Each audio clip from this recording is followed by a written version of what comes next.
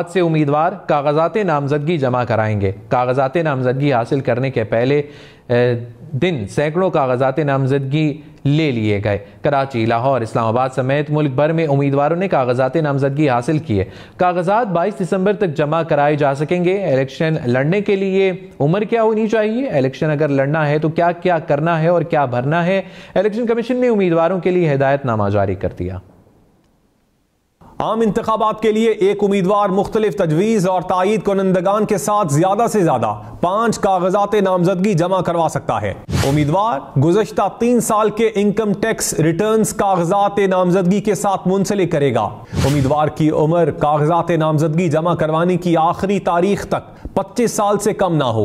Election commission ने आम इंतखाबात के लिए कागजात नामजदगी हासिल करने वाले उम्मीदवारों के लिए हिदायतनामा जारी कर दिया।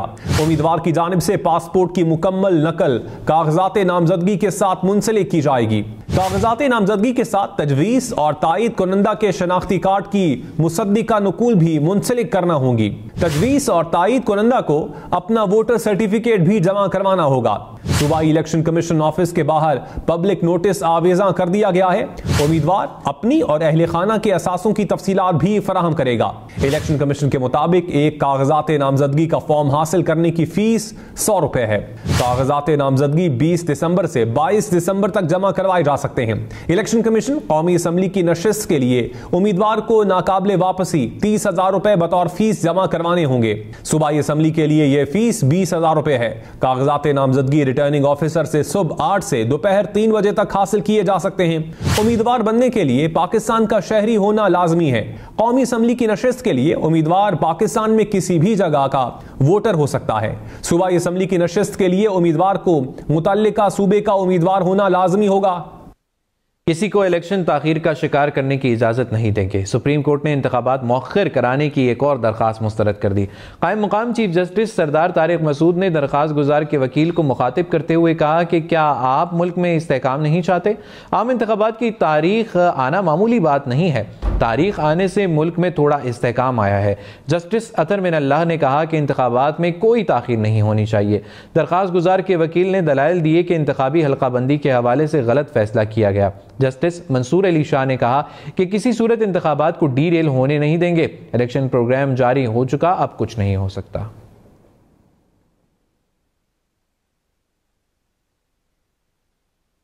पाकिस्तान बार, supreme court bar, Punjab bar council और सिंध बार एसोसिएशन ने चीफ इलेक्शन कमिश्नर पर तहफ़्फ़ुज़ात का इजहार कर दिया। सुप्रीम कोर्ट बार ने चीफ इलेक्शन कमिश्नर से इस्तीफे का मुतालिबा कर दिया।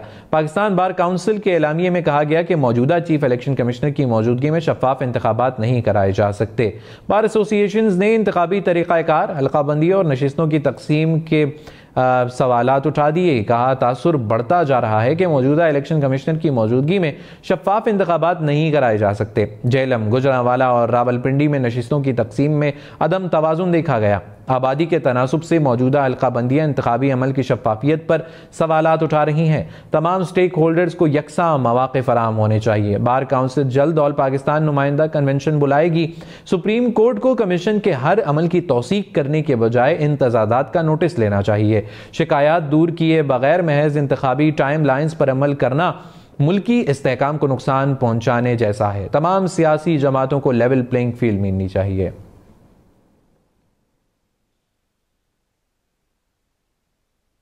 इलेक्शन कमीशन किसी के दबाव या ब्लैकमेलिंग में नहीं आएगी। तर्जुमान इलेक्शन कमीशन के इल्जामात पर रद्द अमल कहा, चीफ इलेक्शन कमिश्नर का आबाई हल्का सरगोदा में है। सरगोदा में कोई इजाफी नशिस्त पैदा नहीं की गई।